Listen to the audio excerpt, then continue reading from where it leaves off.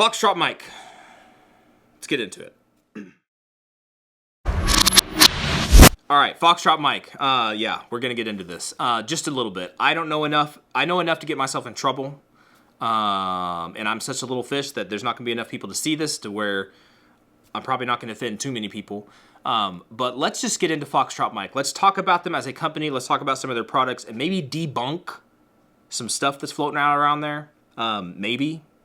Let's try to do that, okay? So first off, disclaimers. Foxtrot mic did send me a couple uppers. The one that's all taken apart here. This is a 9-inch. They sent me a 12.5-inch. They sent me one lower. I bought another lower because I like them that much. Spent my own money on it. Excuse me. They also sent me two 9mm uppers and then two of their 9mm lowers, which they're both different. So they did send me stuff. So that's my caveat. There's my disclaimer. I didn't buy all this stuff. They did send me stuff for free. They have not pay me a penny, and they don't tell me what to say, and I have no affiliate kickback links or anything that I get any monetary anything from them, right? Except for whatever monetary value comes out of this video or any videos that I use their stuff if it gets monetized. That's the only thing I get, and that's not from them. That's from other sources, right? So they don't give me anything. So what I have to say, I hope you can hear it with a grain of salt, and you can actually get some information out of it. I hope so. I hope I'm open enough there that you guys can see what's going on. All right, so let's debunk a couple things. All right, so I've reshot this video like 4 times, and I just want to spit it out so that I get it out there, and let's talk about this. There are certain individuals in the gun industry that have given or tried to talk crap about Foxtrot mic products because they use proprietary parts, and for whatever reason that's just a no, you don't do that, which it doesn't make sense. What doesn't make sense to me is how the industry, the gun industry as a whole, a lot of times it seems that there's just all this infighting. One company doesn't like another company, so they have their little representatives spit back and forth and people throw dirt on each other. It's just like politics, and it's stupid. It makes no sense, and I hate it. What I do like to see is a company trying to move forward, push the boundaries, break through the glass ceiling, whatever terminology you want to use. I like to see a company push forward and try to create something better, right? Sometimes they fall flat on their face and they don't work. Sometimes they get halfway there and yeah, they start a trend and stuff starts happening. For instance, Evolution Weapon System with their bufferless bolt carrier system that if you wait 2 years, you might get. Does it work all the time? No, it doesn't. It still needs kinks worked out, and they need to get their kinks worked out. And as a company, they need to work on their customer service, 100%. Even the same thing with Law Tactical and their Eric, right? That system is not 100% reliable. It needs some work. It needs to have the bugs worked out of it, right? But both of those companies are trying to push forward and create a better product for the consumer, and I like it. I like it. That's what I like. That's why I don't care if it takes 2 years to get the product. Sometimes it's extremely frustrating and that's not acceptable. But at the end of the day, I can appreciate a company trying to move forward. Now, what I see Foxtrot mic doing is the same thing. They're trying to make a product better. They're taking the AR-15 platform, system, whatever you want to call it. They're changing things in it to make it better. All right? Now, when they do that, they're going to ruffle feathers of purists that want the AR-15 to stay the AR-15, the way that whoever what's-his-face wants it to be. Okay, well, whoever what's-his-face is gone, God rest his soul, and we have a weapon system that needs to evolve. And if you don't want it to evolve, then don't buy it, or don't buy the evolved systems of it, all right? I hope you can see what I'm saying there. I'm trying to be very clear about what I'm saying. Foxtrot mic is trying to push stuff forward. Okay, they didn't just take the AR-15, rebrand it, change one or two minuscule, insignificant things and call it industry shattering. No, they changed some stuff. Stuff that I think was worth changing and stuff that I think is smart, is genius. And why would you want to backbite on them and try to say that this is terrible? I don't know. Unless there's ulterior motives. And we're not even going to go there. That's as much as I'm going to play into that shenanigan that's going on. Let's talk about the products themselves. That's talking about the company. Let's talk about the products themselves and maybe debunk a couple things. All right. So what we have in front of us, and I should have done a tabletop review from up top or tabletop video, but what we have here is their 9-inch upper completely disassembled. pretty much completely disassembled. They do use a proprietary upper receiver because it's taller right here, right? Because this system up here, you have a charging handle or an op rod. This is your operating system up on top of here or inside here. This is not a mil-spec upper receiver, right? This is also not a mil-spec handguard. No, because again, it is taller. It has an op rod, right? Your operating system is up in here. This is taller. You cannot use your standard handguards on this uppers. I mean, you could put it on, but not with their system. It wouldn't work. It would mount up, but it wouldn't work. They do not use proprietary threads up here. So there are some things for a purpose and a reason that they're not just throwing out proprietary stuff, right? This is still mil-spec as far as the dimensions of your barrel nut threading right here, okay? The barrel nut itself is different. We'll talk about that. And like I said, this is built, this is different. There's no charging handle here. There's no charging handle on the back here because your charging handle is on the side of the handguard. It's different. That is different. The operating system is definitely different. You have multiple springs. Now the springs are coming out, but multiple springs and like a guide rod here, okay?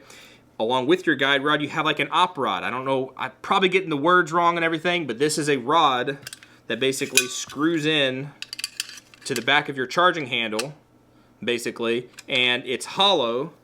And so it aligns with the spring in the middle. So the spring would be over here. And this is what keeps everything nice and lined up. It's not the gas tube, right? It uses this as the charging handle. The gas tube is going to be underneath all this, right? That's why you can't just throw on a standard handguard. It's just not going to work, right? Hopefully that makes sense for you guys. So that stuff's proprietary. That stuff has to be from Foxtrot Mike. Has to be, okay? Moving inside the gun, right? You have the carrier, the bolt carrier, right? This is proprietary, at least the key is proprietary. I think you might be able to chop down a carrier and make it work, I'm not sure, but the key is different. Again, the key, as you can see, has two holes. You have a hole on top, that's for your op rod, right? You have a hole on the bottom, that's for your gas. So this is different. This is a piece that is not the same. You cannot just buy one of these from Joe Schmo and have upteen millions of them out there because they're mil-spec. No, this is different.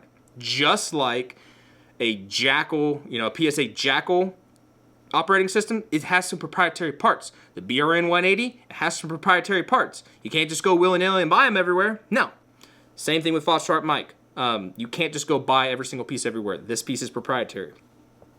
Going to your barrel, right? There's some more stuff in that bolt carrier group we'll talk about in a second. Your barrel, this barrel itself is semi-proprietary. I mean, kind of, but you could take this barrel and stick it in any one of my other AR-15s. It would work. The dimensions are the same. It would work. It does have a different gas block and gas tube that we're going to use. And this is where stuff starts to get really cool, in my opinion.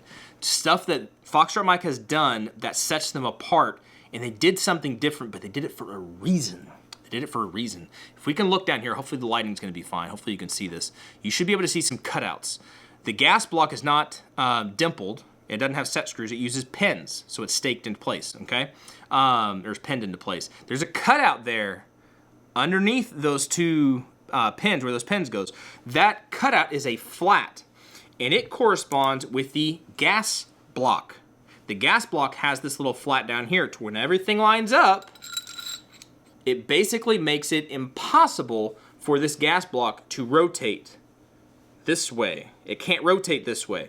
And once you have it all lined up and they have drilled and pinned the gas block in place, then the gas block cannot move forward and backward. The gas block cannot move left and right. It's stuck in place. It's not moving.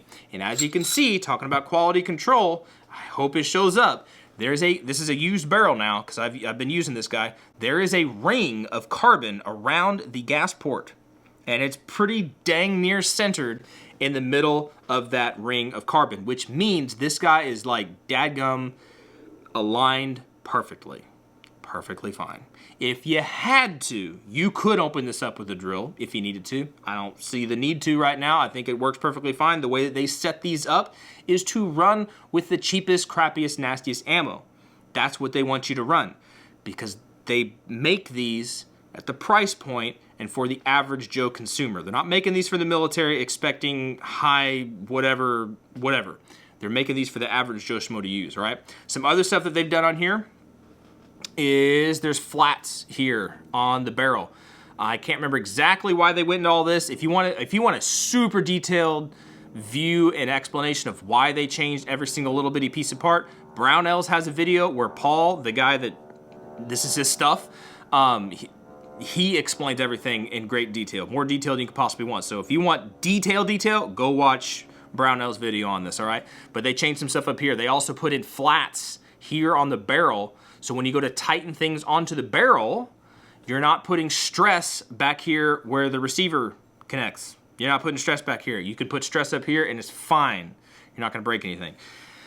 That stuff is different. So this is not a standard barrel, right? But you could take this barrel and slap it into any one of those AR-15s back there, okay? The gas block is different. The gas tube is different. The gas system is different. This is neither a piston-length gas system or a carbine-length gas system. So this is one of those proprietary parts. This gas block is not the same as your standard gas block, and this gas tube is not the same thing. So yes, if you went full auto and went crazy, got the forbidden popsicle thing and all that stuff going, or in this case, the forbidden spaghetti noodle, you could blow this thing out, and you'd have to get a gas tube from Foxtrot Mike. Unless maybe you could finagle around and somehow make a standard gas tube and fit it. Maybe we'll try that at some point if you guys want to see me try to do that, maybe. But this is a proprietary length. This is neither pistol length nor carbine length, so this is proprietary, okay?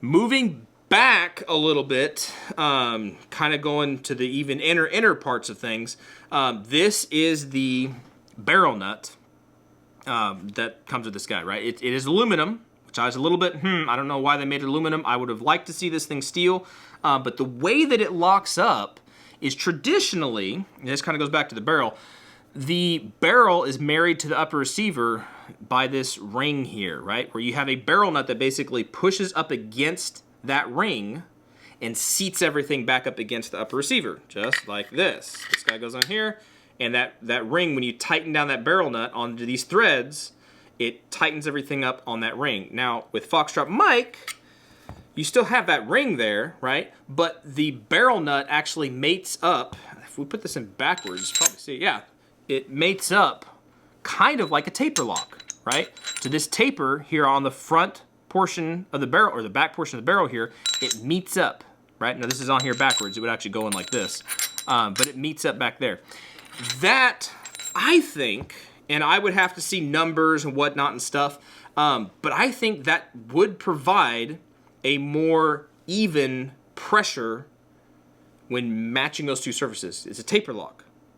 Maybe that's why they got away with aluminum versus steel, because traditionally you want steel barrel nuts. They use an aluminum one.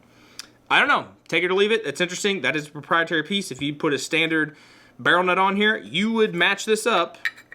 It would properly lock on, but then your handguard wouldn't match up because your handguard actually attaches to your barrel nut. So that is a proprietary piece.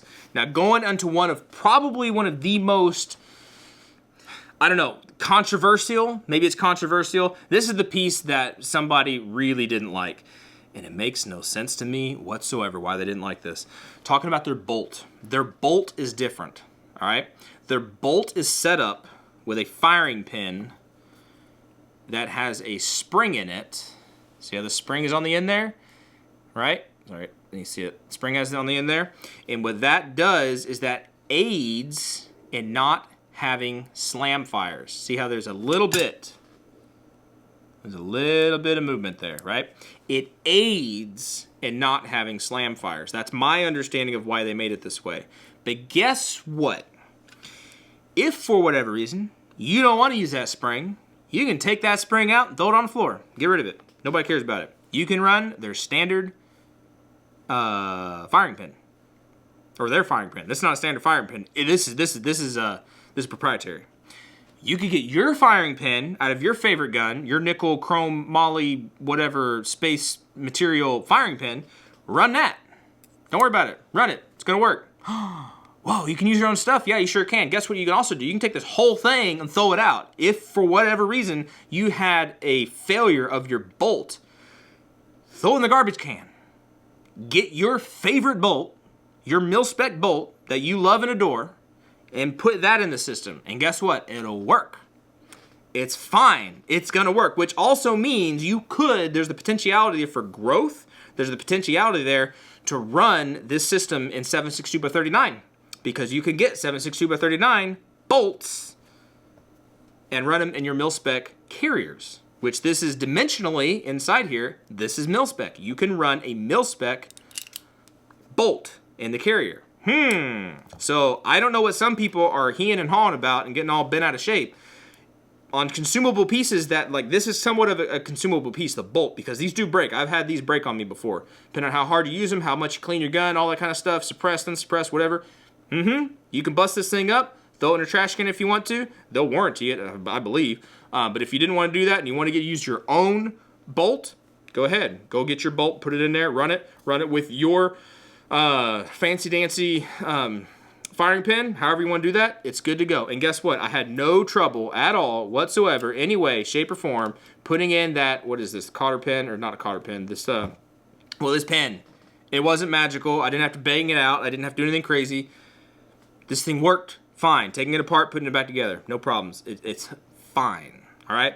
So something else that is a middle ground piece that I wish was a little bit less proprietary, but it just depends. It depends. It depends on your barrel, depends on your manufacturer, exactly what's going to fit, what's not going to fit. There are some barrels that you can stick into here, right? If you wanted to change this to a carbine-linked gas system, you wanted to run your own barrel, there are some barrels that you can just swap out, no problems whatsoever. The caveat is, it has to be somewhat of a slim profile barrel. I have a 9-inch 300 blackout barrel. It's a Ballistic Advantage, I believe. It's slightly thicker. And this barrel nut, it is proprietary, the dimensions and that orifice right there, it will not allow, where that gas block is, it will not allow the barrel nut to slip over this portion of that 300 blackout barrel. So I was going to change this thing out to 300 blackout, which I think would be awesome, but it just wouldn't work. It wouldn't work because the barrel nut would not fit over. And some of you would be like, haha, I see ya, I got ya, these are garbage. It's like, no, they're not garbage. Keep them in their wheelhouse. Find a barrel that works. I bet I could find a 300 blackout barrel that was small enough in diameter that I could stick this barrel nut on and strap everything down. The one barrel I do have that I could swap out, which I don't know why I'd want to do that, it's a Faxon barrel, and it's a lighter weight barrel, and it's thinner, and this guy will slip over the whole thing, and everything will tighten up, tighten down, and I could run that if I wanted to. I don't like Faxon 11.5-inch barrels. Don't like them. They didn't work for me. They weren't very accurate. That was just me. Maybe it was that barrel. I don't know. But I wouldn't want to do that. If I was going to run that gun, I would just run the 12.5-inch right here, and that's perfectly fine. But that being said, there are some barrel manufacturers and dimensions of the barrels that will fit and some won't. So that's a middle ground. Is that a completely proprietary part that you will never find a barrel that, if you shoot out your barrel and Foxtrot Mike completely goes out of business and you need a barrel? Well, chances are, do a little research, take some measurements, you can find a barrel to put into your system.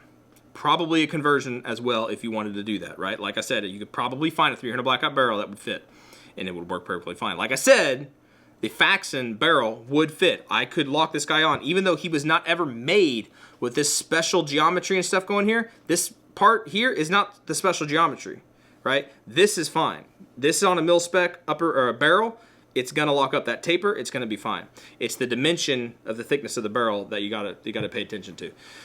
So hopefully that gave you guys enough information to get you confused enough to stay around and watch us shoot these things. So, all kidding aside there, I hope you can see that there are some pieces that are proprietary, meaning they are made only by Foxtrot Mike, but there are some very important pieces that in a pinch, if Foxtrot Mike dropped off the face of the earth and they were gone, didn't warranty anything anymore, didn't make anything anymore, completely non-existent, you could still find some of the very important parts and replace them as needed with standard mil-spec parts. Not all of them, but some of them. Just like other big companies out there that make their own special AR-15-ish gun, some pieces will work, some pieces won't. So I'm gonna leave that dead horse to lie and not beat it too much to death. I hope that made sense.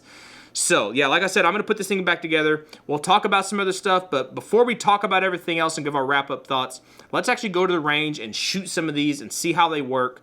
Let's just have some fun, all right? Let's do it. All right, guys, we made it to the range. I think it's about 20 degrees, so it's nice and crispy. I don't know how that's going to do with sound quality and how stuff runs, but it will be interesting because this is well below freezing. See how everything operates. So we brought out our lineup of Foxtrot mic systems, right? We have everything gonna drop on the ground. This is the system that was all taken apart on the table. This is the 9-inch 556-223 upper. We have a Yankee Hill Fat Cat there on the end. Pretty cool. And this guy is SBR'd. And we have this guy. This is our 12.5-inch system, right? So same operating system as the 9-inch. There's just a 12.5-inch version. We have a Griffin Armament HRT 556 can on here. We also have an SBR lower, and then this is a SCY, S-C-Y, from Reap Weaponry. This makes this guy into a bullpup. This bottom portion right here. It uses a standard mil-spec lower receiver, and then your Foxtrot mic upper, and basically this side, this piece on the bottom, clips in, plugs in, attaches to the bottom here, and turns this guy into a little bullpup. Nice thing about the Foxtrot mic systems, since it is a side charger, you don't have to worry about anything back here. Since there's no buffer assembly, buffer tube, you get a nice little butt pad there. Makes this guy nice and short. So we're gonna shoot this guy for a second. Also, we didn't really talk about it at the table, but this is one of their, I think the 10.5-inch 9mm side chargers. So it's a side charger. Okay, there is no charging handle back here, which should make this guy relatively good for suppressed work because there's less gases that are going to come out. There's a little dongle door thing, whatever you want to call this here, but it doesn't open up whenever the upper receiver is closed on the lower receiver. So it is pretty sealed off, but that'll be interesting. Up front, we do have a KGM. This is their SMG 9s. They're 9mm suppressor. Really rock solid suppressor. But anyway, that's this guy. Direct blowback, not a gas system, but it is a direct blowback.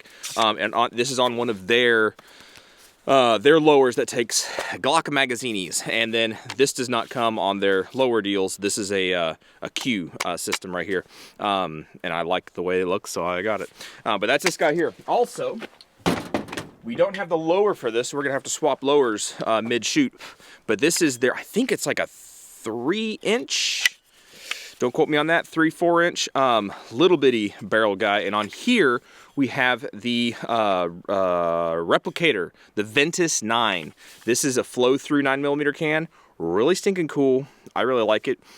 We've done a review about this, but it's pretty neat. This is the first flow-through 3D printed can that I'd ever shot. Very much impressed. I figured it would do probably the best to show its qualities and stuff on this shorter system, because 9mm direct blowbacks can be gassy and stuff. And we just said it, this is a direct blowback like the other 9mm upper, but this guy does use a traditional charging handle. This one is not the side charger. Okay, so they do have different options and stuff for you.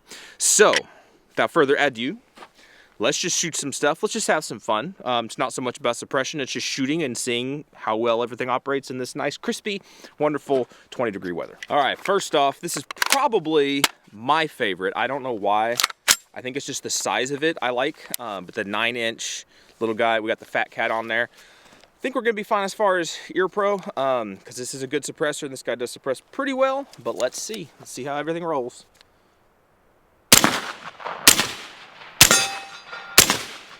A little bit spicy. A little bit spicy. You can see it right there. I'm going to throw on my ears, because if this guy's a little bit spicy, then I don't want to start that at the beginning of the day, and by the end of the day, I won't be able to hear.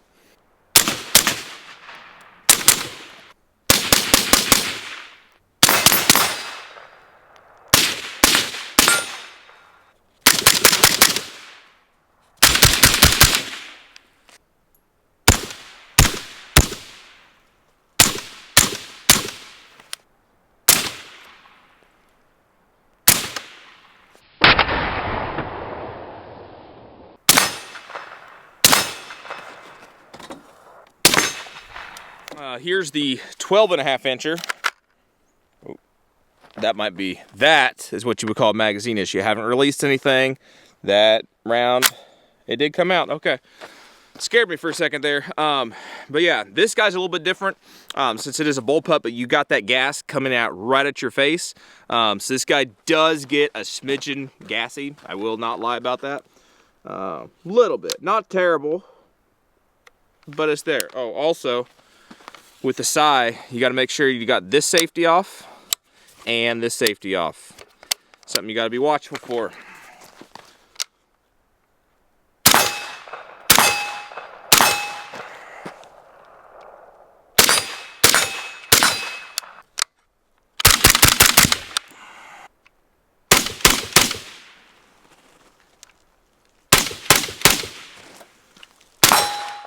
All right, and also to show this guy, again, I said he's my favorite, the 9-inch with a flash hider on the end. This is a Griffin Armament flash hider. I think it comes with an A2, but this is what this guy sounds like. No can at all. Kind of sparky, kind of loud. But look, I'm gonna hold it real light, see if we can induce a malfunction, also see how much recoil this thing actually has. I'm just gonna hold it real light.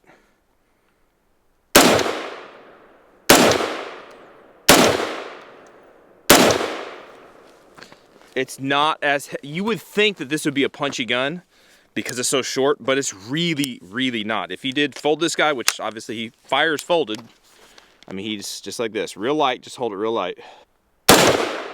So he moves a little bit.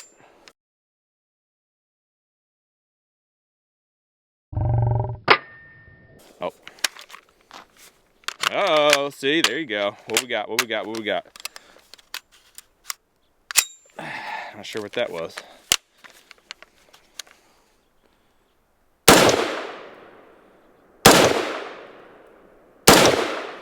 So see, he works. You could shoot it with, you could shoot like this if you wanted to. That'd be really stupid, but you could.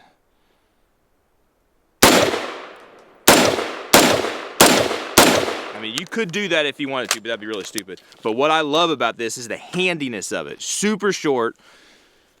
I would, for whatever reason, this is my Jam-a-Lima Ding Dong. I like this a lot.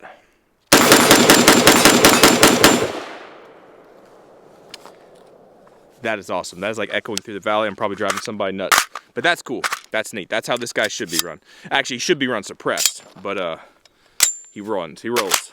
All right, we do have a couple more rounds. This is the Fat Cat on there again. The stark difference should be pretty plain. You see how there's a huge difference there?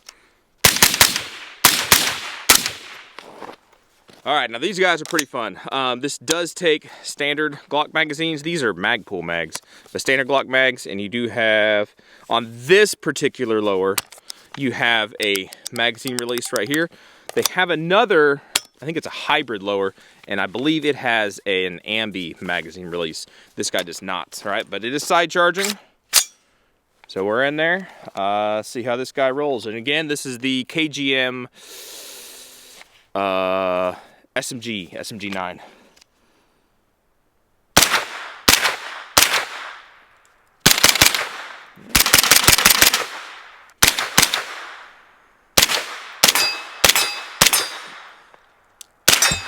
That's not bad at all. Not at all. Here's a naked barrel. Probably have, what, 2 rounds left? Yeah, so this is what this guy sounds like without any suppressor. And that is a lightweight gun right there. There you go. A little more punchy, obviously, but it works. Not super recoil going on, and that has partially to do with, you know, this system back here. But the system that comes on this guy is like a standard 9mm blowback heavy buffer and spring, so I don't think it would feel much any different. But there you go, that's this guy. Let's throw on that shorty and see how that shorty does. All right, so now we can see a difference. We will load this guy up. Did load, right? Yes. Load this guy up. That is small. That's a cool little blaster kind of thing right there. But we'll load this guy up, and again, I can't remember if this is a 2.5 or 3 or 4 inch barrel. It's a shorty little barrel, I will say that. Basically, this is a pistol. I mean, the barrel length is like the size of a, almost the size of a long Glock. What is that, a 35, 34? I can't remember right now. Anyway, let's see how this guy sounds without a can.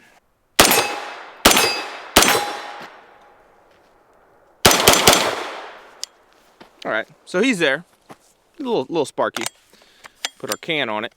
Ventus 9. See how this guy rolls. Watch the gas. I'll hold my breath.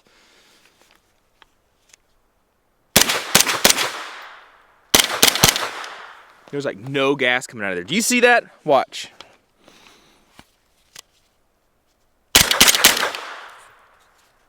The gas comes out of here. I'm not getting any gas in my face. That's just another testament to the Ventus 9. And this system is running properly. All right, I just jinxed us. Let's see if I can break it now.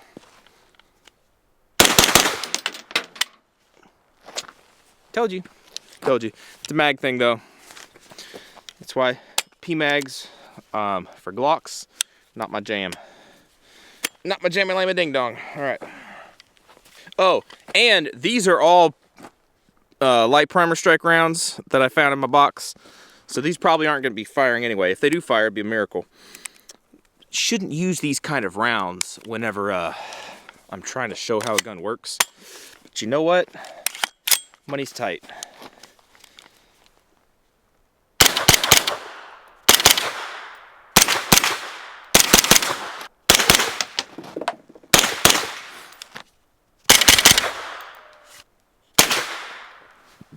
All right, and there she is.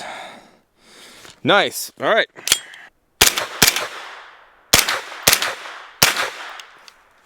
All right, another little thing to note, these guys do have a last round bolt hold open. Hopefully you can see that in there. That works with Glock magazines. So there is a last round bolt hold open. You can have this little button right here to drop your bolt, or you can use the ping pong paddle over on this side to drop your bolt, right? So you see this little lever here that goes up to the front, and that is what actuates on your magazine and works as a last round bolt hold open.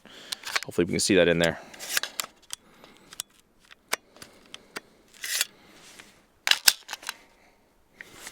Hopefully you can see that guy in there. Probably not, but he's in there. All right, there is one thing to note, since we did talk about compatibility with the FMP, right? Their rifle versions or their 5.56 versions. You should hopefully be able to tell there's a difference between these two bolts, right? These are both bolts out of AR9s. This bolt here works in a standard mil spec, even though I don't really know if that's mil spec, but a direct blowback 9mm, right? This guy works with a regular charging handle. Check out that staking. That's some serious staking going on. Anyway, that's what this guy is, and he should work across the board where standardized bolts, AR9 bolts would work. This guy is different, and as you can see, this portion here, which would be like your gas key, he's going to be taller, he's going to be different. He's not going to fit in your standard AR9 upper because this is that side charger. So they need that taller portion here to work with that side charger, that rod basically that travels on the upper portion underneath the handguard. That's going to come back, and that's what operates this guy. So you need to keep that in mind. Again, you can scream proprietary parts all day long, but everything has its own set of proprietary parts. I don't care what it is. But there you go. That is something to note. If you do have the standard, sorry, I can't talk, the standard charging handle version, you're going to get a regular 9mm bolt, and then this is a little bit different with the side charger. All right, something to note. It is pretty easy and nice to put back the side charger. That's where that little door that we were talking about, that's where this guy comes up. You just take your bolt carrier or your bolt, stick that guy in there, this guy comes back, and there you don't have to fiddle faddle with a charging handle, get a charging handle in there, which also means you're stuck with the charging handle they give you, because I don't think you change this guy out. You might be able to change these ones out, but I don't think you change this charging handle out, which honestly, it's built well enough. I don't think you're going to need to change it unless you intentionally break it off or something. But I'm not seeing that happen unless you're extremely rough with your stuff. Kind of rhymed there. Conversely, on the other side of things, you do have a standard mil-spec charging handle, right, on your standard charging handle upper. And you insert your bolt in the standard procedure, just like that. But that's these guys. That's your 9mm uppers. I don't think, actually I do think, sometimes I do think, I think they make different calibers, like 45. They might make 40. I do believe they have a 45 version, which would be pretty cool, except 45 is not as little bit more expensive to shoot, but it's a pressed 45. That could be something kind of cool. So maybe we can get our hands on one of those. They have some other systems as well. They have like a 105 hybrid, right? So it takes like AK, or 105, 102. So it takes like AK 102 magazines, you know, and it's a 5.56 version.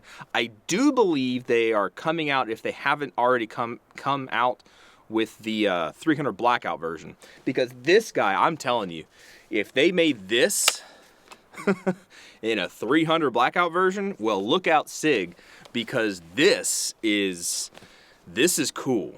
This is where it's at. In my opinion, this is where it's at. And if they made an even shorter version, say like a 5-inch or a 5.5-inch version of this, yeah, in 300 blackout, you'd be doing some serious cool stuff with that. That would be seriously really, really cool. So hopefully they'll do stuff like that. And that's what I like about companies like Foxtrot Mike, because they innovate, they do stuff. When people give them enough ideas, they will end up doing stuff. They have a ranch rifle now. I don't have one of those. Completely different look and feel to stuff, but they shook stuff up again. And I'm sure some people are gonna cry and moan and complain about it, but I don't like when people do that. I like it when companies push forward. So enough of me ranting and raving about them. Now's you guys' time to get in the comments and say whatever it is that you want to say. I've said my piece about it. You guys know that these guys have sent me stuff. So maybe my words are tainted with free products, so you don't trust me, and that's fine. It is what it is.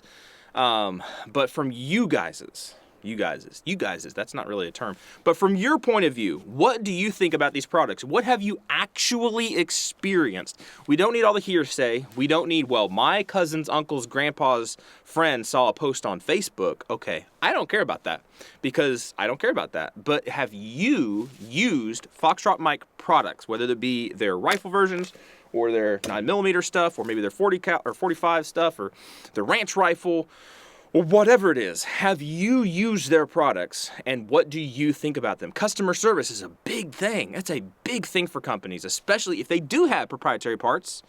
If they leave you hanging out to dry and you can't get your system up and running, well, that's kind of messed up. That's not good. So have you had customer service experience? And again, I don't need your cousins, uncles, grandpas, nephews' experience. I want to hear your experience, straight from the horse's mouth. And if you want to, you can throw other stuff in there if you want. But yeah, all right, that's it. Enough ranting and raving about everything. We are done. You guys be good, you be safe. I appreciate you guys watching, subscribing, and everything. I really appreciate you guys over on Patreon. You guys are going to see everything first. You've known about this stuff for a while. I've had this stuff for longer than I should have, but I've had it for a while, and you guys have known about it. And so if you want earlier release content and know what's currently going on our side of things over here, go join us on Patreon. That's the best way to do it. Also, we do have merch, shirts, and hats, and things and stuff down, all those descriptions and stuff and down below. And you can follow us if you want to on other platforms, because we have been kicked off YouTube before. And it's just a matter of time before it happens again. So we're on Rumble, we're on Gunstreamer, we're on some different platforms, Instagram and stuff like that.